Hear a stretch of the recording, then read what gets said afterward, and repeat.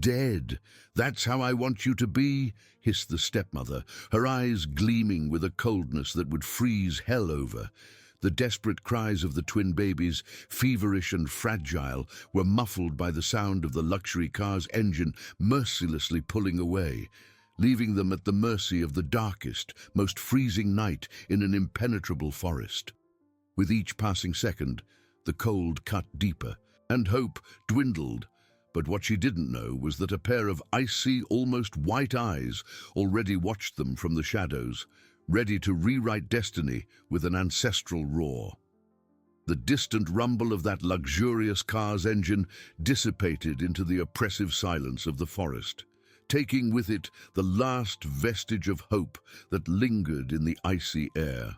The stepmother, in her soft leather seat, allowed herself a thin, cruel smile, a shiver of perverse satisfaction running down her spine. This was the end of a nuisance, the beginning of her long-dreamed-of freedom and fortune. She didn't even turn to look back. The image of the small, feverish bodies, abandoned to their fate, already fading from her calculating and cold mind. For her, nature would do the dirty work, and soon there would be no trace of the little heirs, only silence and oblivion. Meanwhile, in the damp darkness of the woods, the twins' cries grew weaker, almost a desperate wail. Their tiny faces, once flushed with high fever, now displayed a purplish hue from the relentless cold that penetrated their thin, inadequate clothes. Their tiny hands, once restless in their agony, now clung to each other in an instinctive search for warmth and comfort. The biting air entered their fragile lungs, causing dry, painful coughs that echoed in the vastness of the night.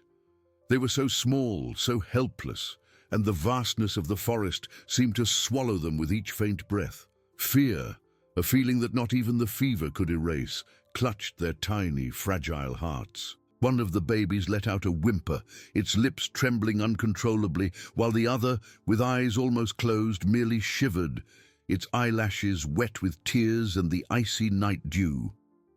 It was then that the shadow moved. It was not an ordinary shadow, but an imposing presence, an almost unreal white that stood out in the deep gloom.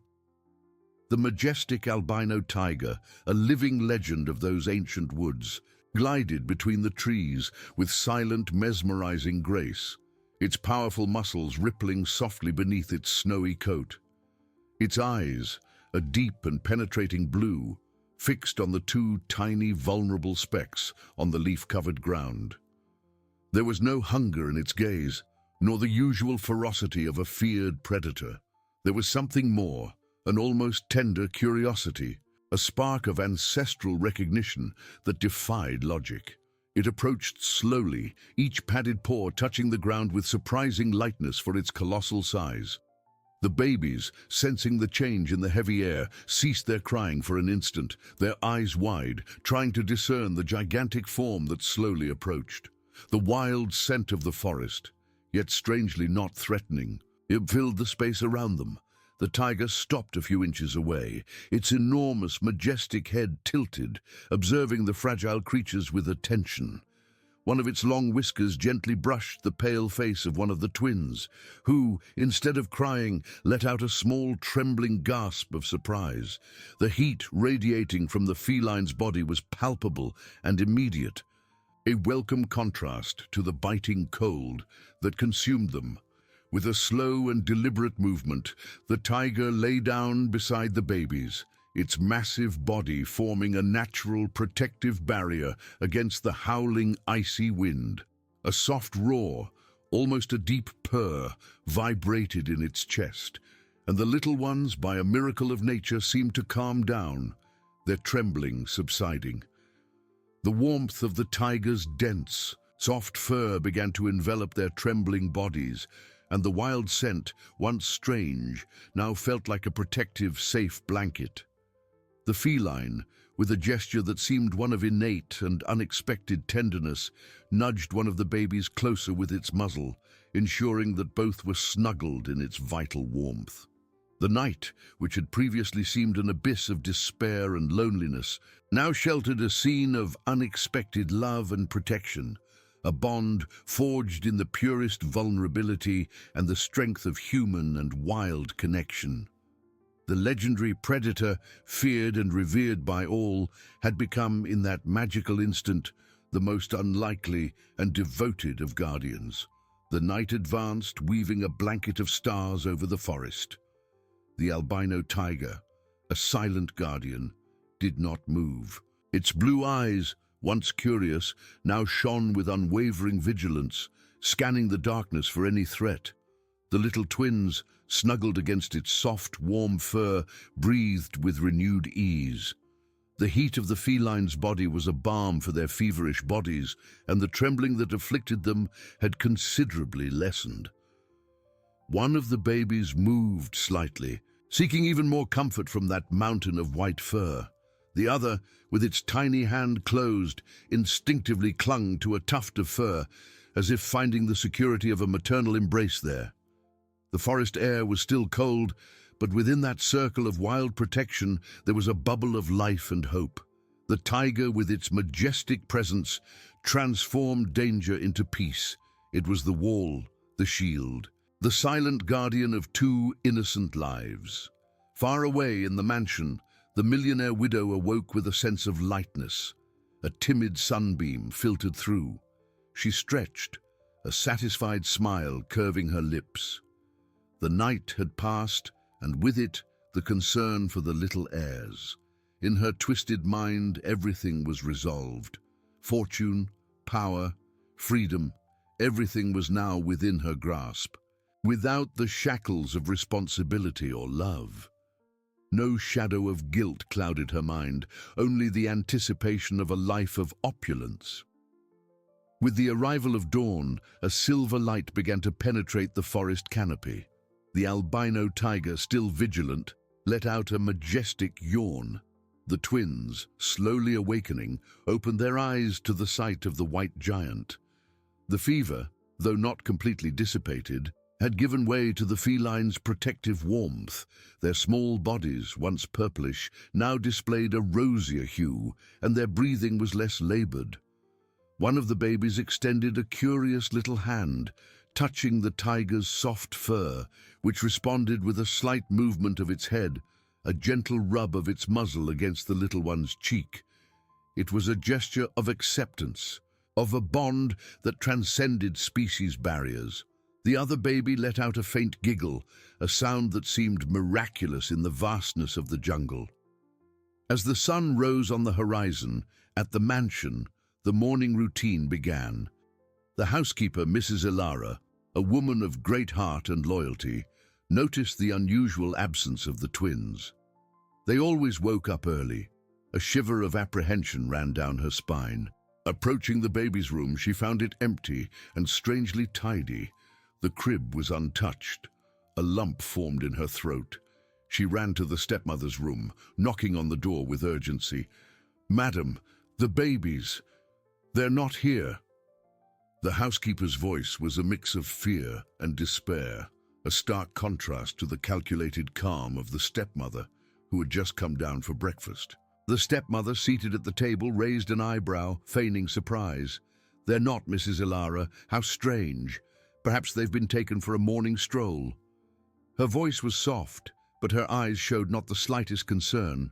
The housekeeper, however, was not convinced. Her maternal instinct screamed that something was wrong.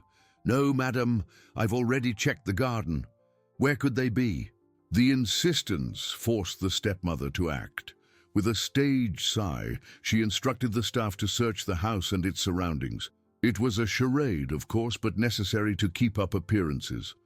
Inside, she smiled, imagining that by now nature would have played its part. The truth, as always, had its own time to reveal itself. The truth, as always, had its own time to reveal itself. For Mrs. Ilara, every minute without news of the twins was harrowing torture. The staff, under the stepmother's lukewarm instructions, searched the mansion slowly. No one except the housekeeper felt the urgency. She watched the stepmother, calm and indifferent, drinking her coffee. Mrs. Ilara felt a tightness in her chest, a dark premonition. "Madam, they are not in the house, not even in the garden. We need to expand the search," she pleaded, her voice choked. The stepmother turned, a forced smile. "Calm down, Mrs. Ilara. There's no need to panic. The children must have ventured out. Send gardeners into the forest discreetly. I don't want the press involved in such a trivial matter." The word trivial wounded the housekeeper, who knew of her indifference. With a heavy heart, Mrs. Ilara instructed the gardeners, simple, good-hearted men, to search the woods, driven by the last spark of hope. In the forest, sunlight filtered intensely, painting the ground with golden patches. The albino tiger, still lying majestic, felt the growing warmth.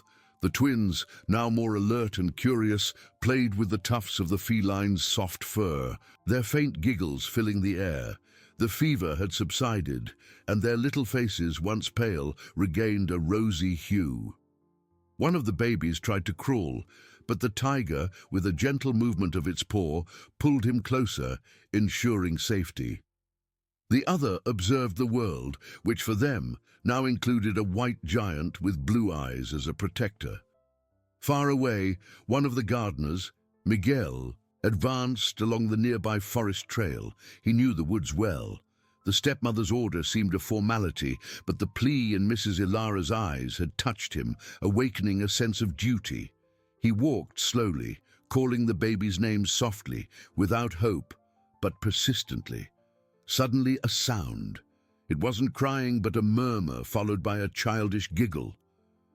Miguel stopped, his heart pounding. He approached cautiously. The sound became clearer, and the warmth of an animal presence made itself felt in the damp air. Rounding a thick bush, Miguel froze. His eyes widened in disbelief and awe. There, nestled against the imposing body of a majestic albino tiger, a living legend, were the two babies. They seemed safe and sound, even happy, playing with the fur of the feared predator.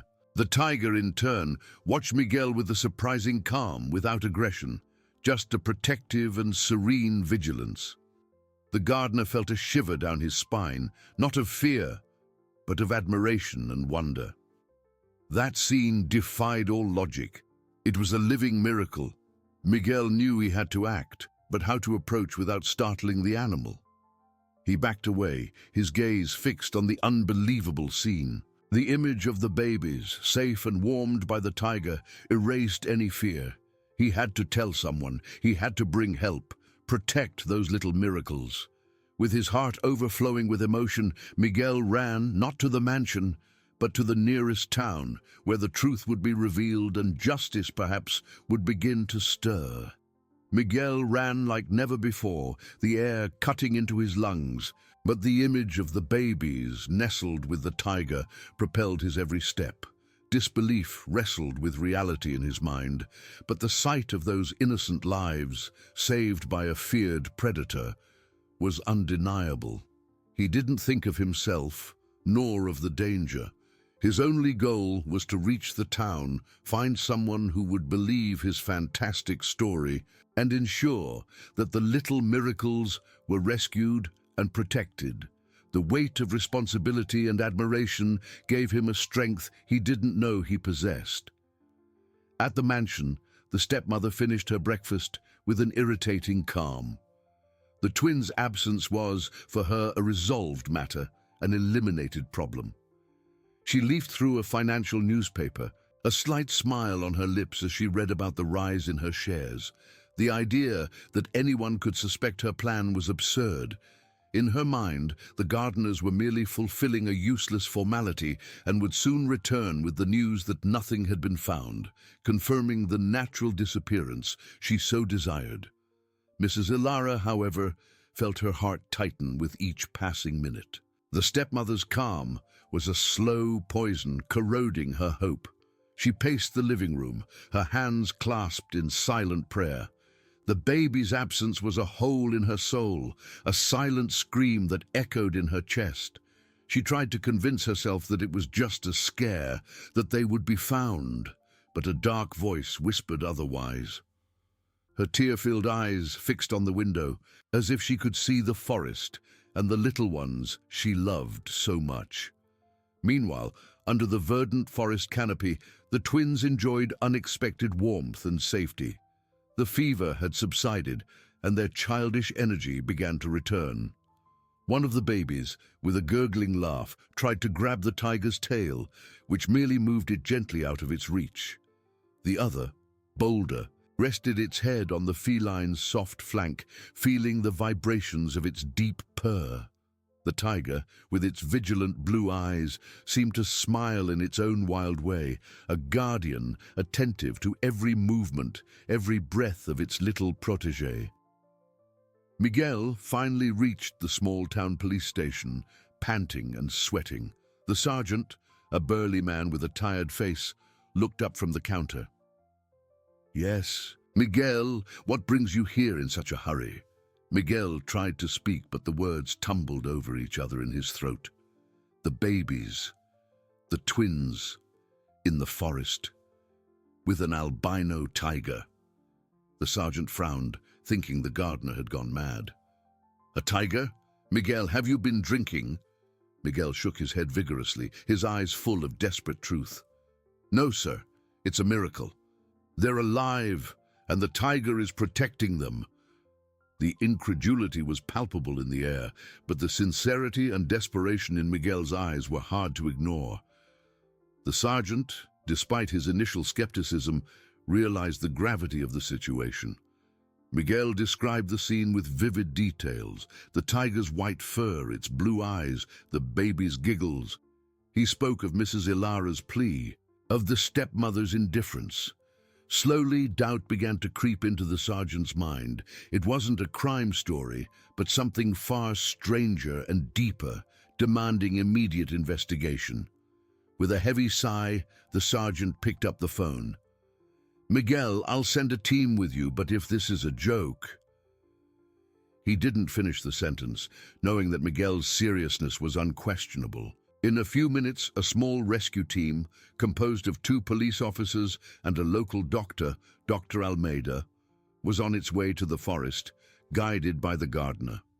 The sun was already high, and hope, once so fragile, began to blossom in the hearts of those who dared to believe in the impossible. The truth, finally, was about to be unearthed, and justice, driven by human and wild connection, began its journey. The small rescue team, guided by Miguel, advanced with difficulty through the dense woods. The sergeant, still skeptical, watched the gardener with a mixture of curiosity and impatience. The 2 younger police officers exchanged glances of distrust, while the local doctor, Dr. Almeida, carried his briefcase with a worried expression. The sun, now almost directly overhead, filtered through the leaves, creating a play of light and shadow that made the forest even more mysterious. Miguel, however, was not deterred. His eyes shone with the certainty of what he had seen, and he quickened his pace, eager to prove his story. "Are you sure, Miguel?" asked one of the police officers, his voice laden with disbelief. "An albino tiger. And babies. Sounds like something out of a movie." Miguel merely nodded without slowing down. "You'll see," he replied, his voice hoarse from running and emotion. Dr. Almeida, more experienced, felt a strange premonition. Miguel's description, however fantastic, had a ring of truth that bothered him. He thought of the little ones, the fever, the cruelty of whoever had abandoned them. At the mansion, the stepmother felt a pang of irritation. Time passed, and the staff had not yet returned with the expected news. Mrs. Ilara, her eyes red from crying so much, continued to pace, her anguish palpable. "Madam, perhaps we should call more people. The police," suggested the housekeeper, her voice choked. The stepmother, with a theatrical sigh, replied, "There's no need for a fuss, Mrs. Ilara. I'm sure we'll have news soon. Patience is a virtue." But deep down, a small seed of doubt began to sprout in her icy heart. Meanwhile, in the heart of the forest, the twins were more active. The fever had considerably lessened, and they now explored the world around them with curious baby eyes. One of them tried to catch a butterfly flying nearby, while the other giggled, leaning on the tiger's soft, warm flank. The feline, a silent and imposing guardian, observed its surroundings with a protective calm. Its blue eyes, once vigilant, now seemed to reflect an unexpected tenderness, a bond forged in the purest innocence. Miguel stopped abruptly. "It's here," he whispered, pointing to a cluster of bushes. The team approached cautiously, their hearts beating faster. The sergeant prepared his weapon as a precaution, although disbelief was still his biggest obstacle. Rounding the last barrier of foliage, the scene revealed itself before them, paralyzing them. There it was, majestic, the albino tiger, its white fur shimmering under the sun. And nestled against its body, safe and sound, were the two babies, one of them with its tiny hand extended towards the animal's muzzle, which sniffed it delicately. A collective gasp of astonishment and admiration escaped the men's lips. The sergeant lowered his weapon, his eyes wide. Dr. Almeida let his briefcase fall to the ground, his hands to his mouth, unable to utter a word. The police officers, once skeptical, now observed the scene with an almost reverent respect. The tiger, noticing their presence, raised its head, its blue eyes fixed on the newcomers. There was no aggression, just a serene vigilance, almost as if presenting its protégés. The babies, noticing the movement, turned, their curious little faces without any sign of fear. The miracle was there, alive and pulsating, defying all laws of nature and reason. Miguel felt tears stream down his face, a mixture of relief and gratitude. "I told you," he murmured, his voice choked. Dr. Almeida, recovering from the shock, was the first to move, approaching slowly, his arms outstretched in a gesture of peace.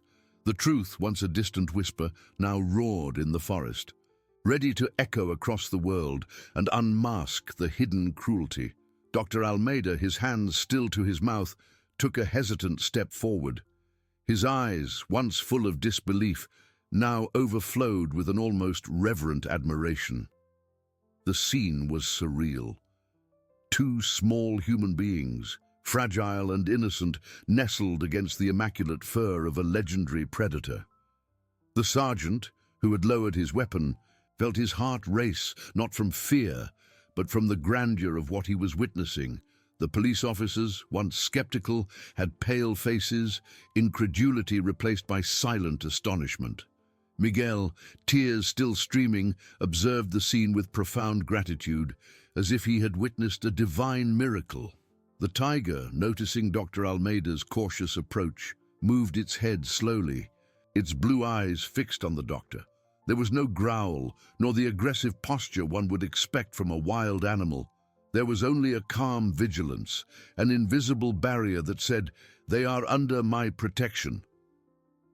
The babies, oblivious to the adult's tension, continued to play with the soft fur, one of them letting out a melodious giggle that echoed in the forest. Breaking the respectful silence, Dr. Almeida slowly extended his hand as if approaching a frightened cub.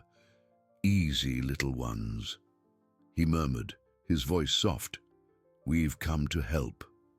But before he could take another step, the tiger, with an almost imperceptible movement, positioned its body slightly further in front of the babies, blocking the view and access.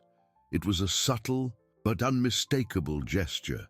The feline did not want them to approach. One of the babies, sensing the change in the tiger's posture, clung to its fur, its little face turned towards the animal, as if seeking a mother's security in it. The other, with curious blue eyes, observed the strangers with an expression of slight apprehension, but without crying. That was their world now, and the tiger, their safe haven. The sergeant exchanged a look with Dr. Almeida. "He won't let us get close, Doctor," he said, his voice low. "It seems he considers them his cubs." The doctor nodded, his expression thoughtful. "It's an inexplicable bond. I've never seen anything like it." The reality of the situation became clear. It wasn't just about rescuing the babies, but doing so without disturbing the tiger or traumatizing the children, who had clearly developed a deep connection with their wild guardian. The task, which seemed simple, proved to be an immense emotional and practical challenge. Far away, at the mansion, the stepmother tapped her foot impatiently. "Where are those gardeners? It's been hours!" she grumbled to Mrs. Ilara, who continued to cry silently in the corner of the room. A pang of irritation, mixed with a slight unease, began to erode her facade of calm. The delay was unexpected. She didn't like unforeseen events. In the forest, Dr. Almeida tried again, this time speaking directly to the babies, trying to attract their attention. "Come, little ones, come with Uncle." But the twins, although they looked at him, did not move, preferring the warmth and safety of the tiger. The feline, in turn, let out a low, deep purr, a sound that seemed more a warning than an invitation. It was clear the tiger would not give them up easily. The team realized that force would not be an option. This was a rescue that would require patience, delicacy, and, above all, respect for the miracle before their eyes. The truth of the facts was shocking, but the way to deal with it would be even more complex and profound. Dr. Almeida, his hand still to his mouth, took a step back, his eyes fixed on the scene that defied all his medical experience. The tiger, a monument of white fur and blue eyes, stood firm, a living barrier between the babies and the outside world. Its purr, once a sound of comfort for the little ones, now seemed a soft yet unwavering warning. "We can't force it," whispered the sergeant, his voice imbued with newfound respect. "He won't let them go. It's as if they are his." The police officers, who had previously exchanged skeptical glances, now watched with silent admiration, understanding the depth of that unusual bond. Miguel, still with tears in his eyes, felt his heart tighten. He wanted to hug the little ones, take them away, but he knew that any sudden movement could jeopardize everything. Dr. Almeida, with a sigh, knelt down, trying to establish a gentler contact. "Hello, my little ones," he said in the sweetest voice he could manage. The twins, however, merely watched him with childish curiosity, without moving from the tiger's protective warmth. One of them, with a toothless smile, extended its tiny hand towards the feline's fur, which responded with a gentle rub of its muzzle. It was an image of pure innocence and trust, a testament to the wild love that had saved them. The doctor understood that the connection there was deeper than anyone could imagine. It wasn't just a matter of physical rescue, but of preserving an emotional bond that in some way had healed and protected those fragile lives. At the mansion, the stepmother's impatience turned into growing irritation. "It's unacceptable. Where are these useless lot?" she grumbled, banging her hand on the marble table. Mrs. Ilara, sitting in a corner, sobbed softly, her soul torn apart by the baby's absence. The stepmother's calm was an affront, a mirror of her own cruelty.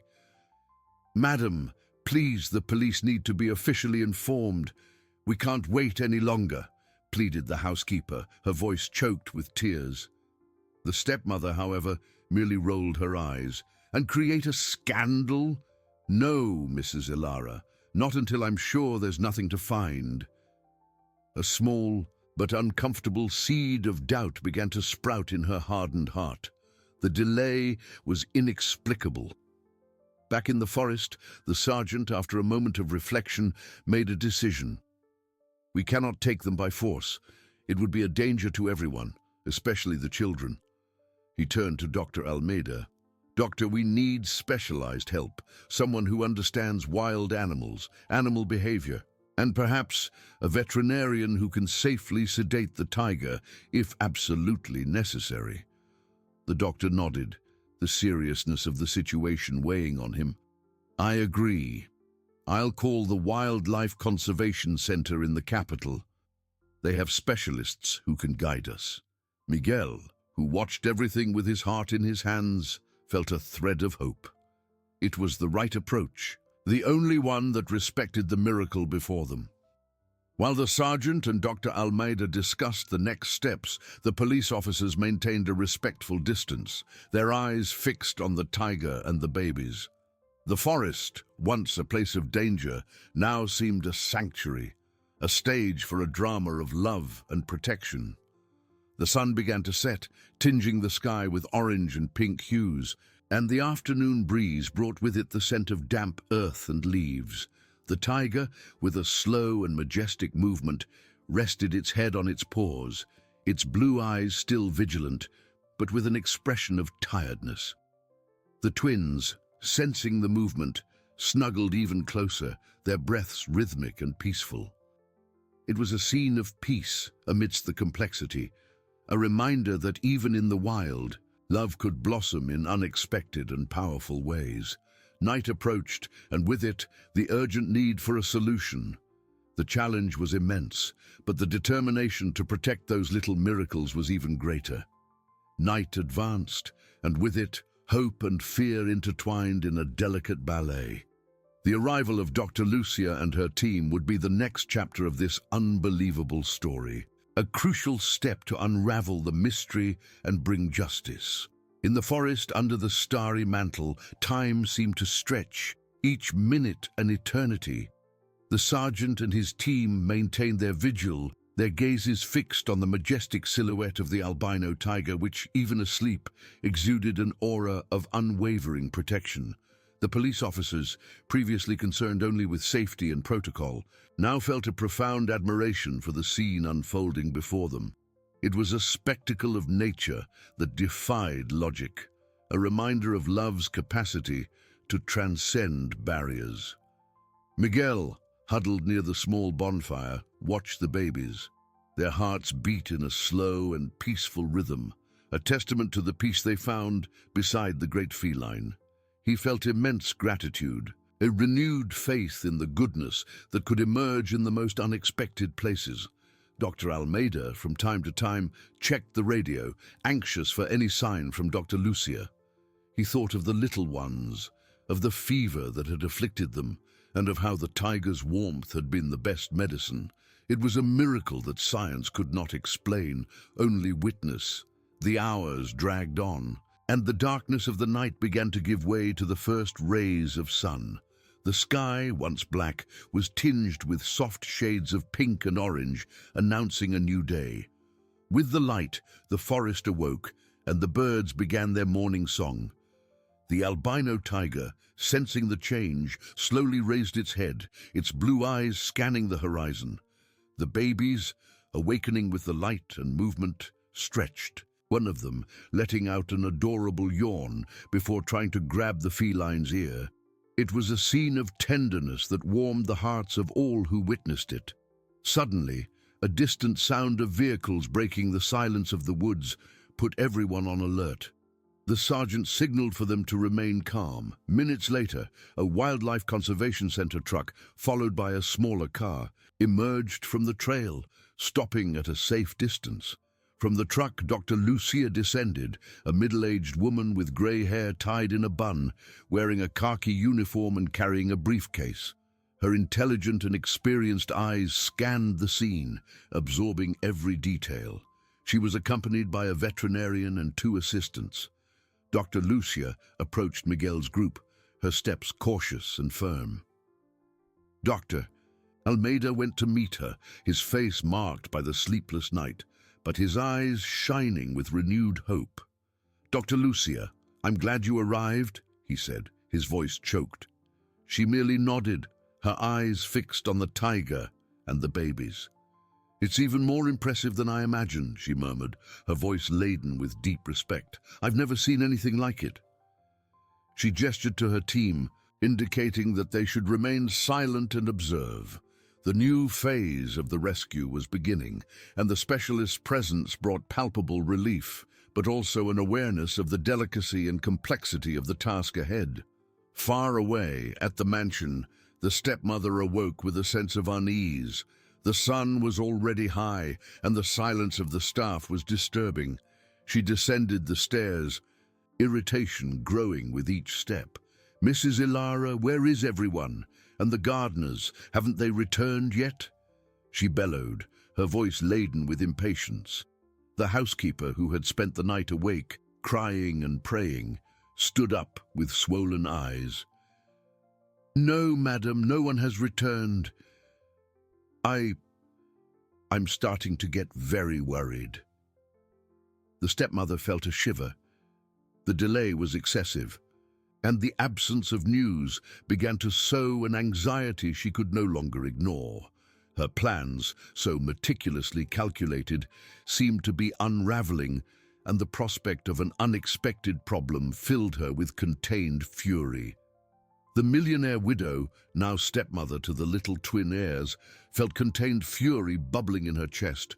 Her plans, so meticulously calculated, seemed to be unraveling, and the prospect of an unexpected problem filled her with an anxiety she could no longer disguise. The sun was already high, and the silence in the mansion was deafening. None of the men she had sent into the forest had returned. "Mrs. Ilara!" she bellowed, her shrill voice echoing through the empty corridors. "Where is everyone? No one answers. And the gardeners? Haven't they returned yet?" The housekeeper, her face swollen from crying so much, trembled as she approached. "No, madam, no one has returned. I have a very bad feeling." The stepmother felt a shiver, a chilling sensation that had nothing to do with the house's air conditioning. The prolonged absence was more than an inconvenience. It was a threat to her plans, to her freedom. In the forest, Dr. Lucia, with her experienced eyes, observed the scene with a mixture of fascination and caution. The albino tiger, majestic and serene, remained a living fortress, the babies nestled on its flank. She gestured to her team, indicating that they should remain silent and observe without approaching. Dr. Almeida, his voice choked, tried to explain to Dr. Lucia the depth of the bond that had formed. "It's unbelievable, Doctor. They're not afraid. It's as if the tiger is their mother." Dr. Lucia nodded slowly, her lips pressed into a thin line. "It's a rare connection, Dr. Almeida. Proof of nature's capacity to surprise. Any sudden movement could be disastrous." She knelt, taking binoculars from her briefcase, and began to observe the babies and the tiger with redoubled attention, studying every gesture, every breath. The twins, now fully awake, played with the feline's soft fur, one of them trying to poke its finger into the tiger's nose, which responded with a gentle rub of its muzzle, a soft purr that seemed to calm the little ones. Miguel, observing everything with a tight heart, felt hope and fear alternate. He wanted to pick them up, but the image of the tiger, so protective, prevented him. "How are we going to get them out of there, Doctor?" asked the sergeant, his voice low and full of respect. "He won't let us get close." Dr. Lucia sighed, her forehead furrowed in concentration. "We cannot use force. That would traumatize the babies and could provoke an aggressive reaction from the tiger. We need patience, an approach that respects this bond." She turned to her team. "Let's set up an observation perimeter. We need to understand their routine, the tiger's feeding times, any sign that gives us an opening." The team began to move discreetly, setting up monitoring equipment and thermal cameras to observe the animal's behavior without disturbing it. The forest, now bathed in morning light, seemed a stage for a delicate drama. Dr. Lucia explained that the priority was the safety of the babies and the tiger. "We cannot break this bond abruptly.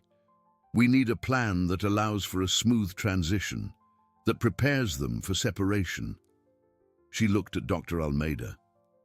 "They need medical care, but also emotional support. This experience will mark them forever." At the mansion, the stepmother, unable to contain her rage and panic, picked up the phone and dialed the police station number, her voice trembling slightly. I want to report the disappearance of my gardeners and my stepchildren. They vanished in the forest." She tried to sound concerned, but the fury in her eyes betrayed the truth. The police officer on the other end of the line, already aware of the activity in the forest, listened to her with a strange calm. "Madam, please remain calm. We have a team in the forest. You will be informed shortly." The evasive answer only increased the stepmother's apprehension. What were they hiding? Her abandonment plans, which should have been the end of her problems, now seemed to have turned into an even greater nightmare, one that approached with the implacable force of justice. The stepmother hung up the phone with a dry thud, her hand trembling with rage and incredulity. The police officer's voice, so calm and evasive, seemed to mock her. "Madam, you will be informed shortly." Informed of what? That her plans had failed spectacularly, that the little nuisances were still alive. Fury bubbled in her chest, a hot, suffocating wave. She walked to the window, her eyes fixed on the forest that seemed to swallow her secrets, and now her accomplices. What could have happened to the gardeners? They couldn't have spoken. They couldn't. Mrs. Ilara, who watched from afar, shrank further into the armchair, feeling the aura of cruelty emanating from her mistress. In the forest, Dr. Lutea and her team worked with almost surgical precision. Thermal cameras and directional microphones were installed in distant trees, capturing every movement and sound of the tiger and the babies. The specialist, with binoculars glued to her eyes, observed the interaction. One of the twins, the one who had previously had a fever, now laughed softly, extending its tiny hands towards the tiger's mouth, which responded with a lazy yawn and a deep purr. The other, quieter, stroked the feline's soft fur, its face serene. "It's a perfect symbiosis," murmured Dr. Lucia, her voice full of admiration. "They see each other as family." Dr. Almeida, beside her, nodded, his eyes moist. Miguel, his heart bursting with relief and love, felt that the world needed to see this. Meanwhile, at the police station, the sergeant, after receiving Dr. Lucia's preliminary report and confirmation that the gardeners had been found and were now in custody, confessing to the abandonment under duress, made a decision. "It's time to confront her," he told his superior. "We can't wait any longer. The truth needs to come out." A team of police officers was dispatched to the mansion. The stepmother, sitting at the kitchen table, tried to sip some tea, but her hands trembled so much that the liquid splashed. The silence of the house was unbearable. Suddenly, the sound of sirens tore through the air. She stood up abruptly, her heart beating erratically. It couldn't be. They couldn't know. Not yet, at least. Mrs. Ilara let out a small, muffled cry, bringing her hands to her mouth. The main door was opened firmly. The sergeant, with a grave expression, entered the room, followed by 2 police officers. The stepmother raised her chin, trying to maintain composure, but her eyes betrayed her growing panic. "What is the meaning of this? Invading my house?" she bellowed, her voice failing. The sergeant, unfazed, looked her directly in the eyes. "Madam, we have important information regarding the whereabouts of your stepchildren and the situation that led to their disappearance." He paused, letting the weight of his words hang in the air. "Your gardeners have been found, and they told us everything." Color drained from the stepmother's face. Her lips moved, but no sound came out. The mask of control crumbled, revealing a terrified and furious woman. "Lies, they're lying!" she shrieked, her voice hysterical. "I didn't do anything. They vanished. Mrs. Ilara, who was watching the scene, began to cry openly, tears streaming down her face. The sergeant, with a calm gesture, asked her to calm down. "Madam, the babies have been found, safe and sound." The stepmother's eyes widened, a mixture of perverse relief and disbelief. "Found? Where? How?" "In the forest," replied the sergeant, his voice firm, "beside an albino tiger that protected them all this time." The news hit the stepmother like lightning. A tiger, protecting them. The image of nature doing its dirty work dissolved into a scene of love and miracle. The fury, once contained, exploded. Her eyes widened, her face contorted into an expression of pure hatred. "No, it can't be. That's impossible. They should have disappeared," she screamed, her voice shrill, revealing the cruelty of her actions to everyone present. The climax of her own ruin unfolded, and justice, implacable, was just beginning. The stepmother staggered backward, her eyes wide with horror and despair. Her words, uttered in a fit of rage, had sealed her own fate, revealing the darkness of her soul to the world. The sergeant, with a calm that contrasted with the emotional storm unfolding, signaled to the police officers, "Madam, you are under arrest for child abandonment and attempted murder. Anything you say can and will be used against you." His voice was firm, leaving no room for negotiation. Mrs. Ilara, who had previously cried in silence, now let out a sob of relief and sadness, witnessing the collapse of the woman who had tormented her. The stepmother tried to protest, but the words caught in her throat. The image of the babies, safe and sound, beside a predator that should have devoured them, was a cruel mirror of her own failure and malice. She was escorted out of the mansion, her face disfigured by rage and humiliation, as the sirens of the police car tore through the morning silence. Justice, slow but implacable, finally reached her. In the forest, Dr. Lucia prepared for the most delicate phase of the rescue. With the help of the veterinarian, she devised a plan to minimize stress on both the tiger and the babies. "We can't just take them," she explained, her voice soft. "The tiger sees them as its cubs. We need to create a distraction, an incentive for it to move away voluntarily, and then, very quickly and carefully, rescue the little ones." The team prepared an area with fresh meat and water, far enough to attract the feline, but close enough for them to act. Miguel and Dr. Almeida watched with their hearts in their hands. Every movement of Dr. Lucia was calculated, every gesture, an act of profound respect for wildlife and human innocence. The tiger, smelling the meat, raised its head, its blue eyes fixed in the direction of the bait. It hesitated for a moment, looking at the babies asleep on its flank, as if in a dilemma.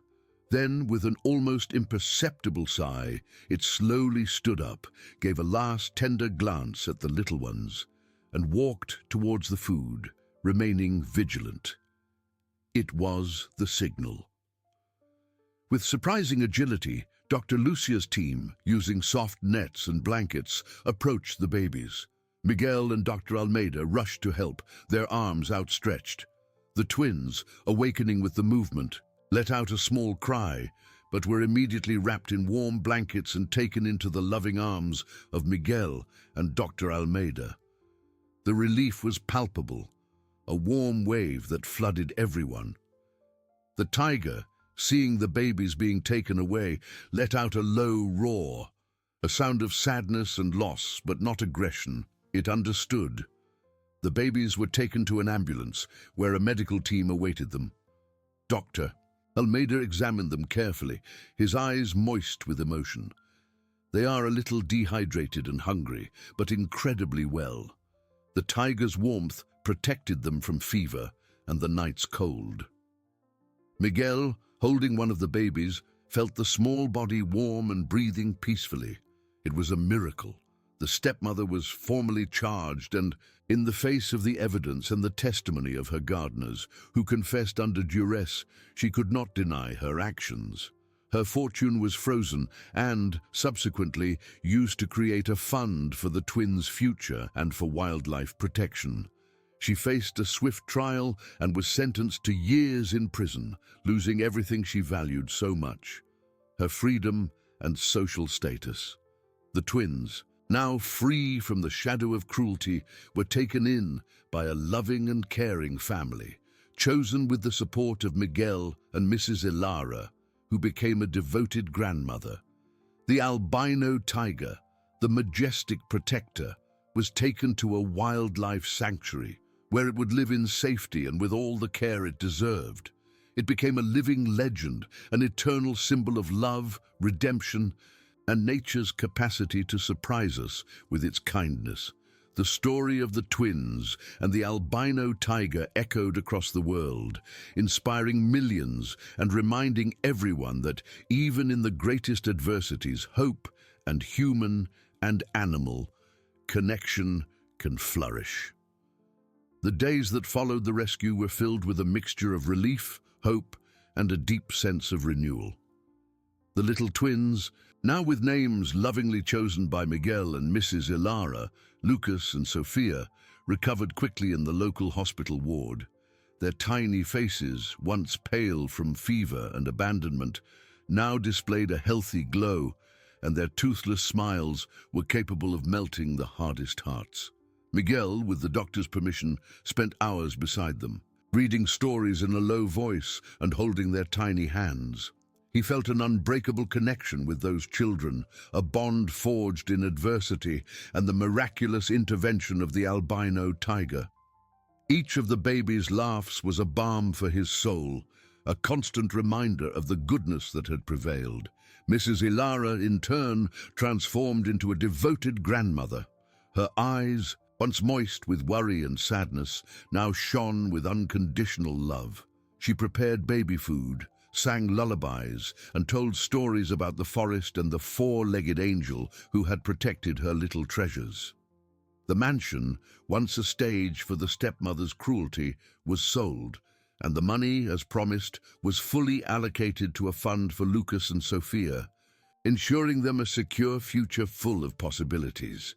The former housekeeper, with Miguel's support, found a new home and a renewed purpose in caring for the twins, who saw her as the maternal figure they had always lacked. Meanwhile, the majestic albino tiger, affectionately nicknamed Guardian by the sanctuary team, adapted to its new life. The sanctuary, a vast green space that replicated its natural habitat, offered it safety, food, and the respect it deserved. Visitors from all over the world came to see it, not as a circus attraction, but as a living symbol of altruism and nature's capacity to surprise us. Its photos, alongside the babies, adorned newspapers and magazines, and its story was told in schools, inspiring children and adults to value wildlife and the inherent kindness in all creatures. Lucas and Sophia, growing up in a home filled with love and affection, would never forget their origin. Their adoptive parents, a kind and welcoming couple, made sure to keep the memory of the guardian alive. They visited the sanctuary regularly, and although the twins were too young to consciously remember the tiger, the connection was undeniable. The guardian, for its part, seemed to recognize them, its blue eyes fixed on the little ones who ran and laughed in safety, a soft purr echoing in its chest. It was a silent, yet deeply significant reunion, a testament to the bond that time and distance could not break. The story of the stepmother who languished in a cell, stripped of her fortune and freedom, served as a somber reminder of the consequences of cruelty and greed. Her fall was a stark contrast to the rise of Lucas and Sophia, who flourished under the sun of love and justice. Life, in its infinite wisdom, had rewritten a destiny of tragedy into a saga of hope. The miracle of the twins and the albino tiger became a legend, a beacon of light that illuminated the capacity of the human and animal heart to love, protect, and redeem. And so, the forest, once the scene of a heinous act, transformed into a sanctuary of memories, where the soft roar of a tiger and the laughter of two children echoed as a hymn to life, to overcoming adversity, and to the unwavering power of love. The forest, once the scene of a heinous act, transformed into a sanctuary of memories, where the soft roar of a tiger and the laughter of two children echoed as a hymn to life, to overcoming adversity, and to the unwavering power of love. The years that followed wove new and vibrant threads into the rich tapestry of Lucas and Sophia's lives. Far from the shadows of the past, the twins flourished, their childish laughter filling the loving and welcoming home they had found. Their adoptive parents, with admirable wisdom and tenderness, told them the story of the guardian, not as a distant fairy tale, but as an extraordinary truth, a living testament to the unconditional love that had saved them. They showed old photos of the majestic albino tiger, and the little one's eyes shone with a mixture of admiration, gratitude, and an affection that seemed innate. Visits to the sanctuary became a sacred ritual, a tangible link to their origins. Although the guardian lived in its own space, respecting its wild nature, there were moments when it approached the fence, its deep blue eyes fixed on the children who were no longer babies, but young people full of life. Lucas, with his brown hair and curious eyes, extended a little hand, as if wanting to touch the soft white fur. Sophia, more introspective and observant, merely contemplated, a soft, thoughtful smile on her lips, feeling the powerful and protective presence of the feline. It was a silent, yet deeply rooted connection, transcending the barriers of species and conscious memory, a bond of souls. Miguel, who became an unwavering pillar in the twins' lives, accompanied them on these visits. He had dedicated a large part of his life to wildlife conservation, inspired by the guardian and the miraculous story. His eyes, once tired from searching and worrying, now shone with a renewed purpose and a contagious serenity.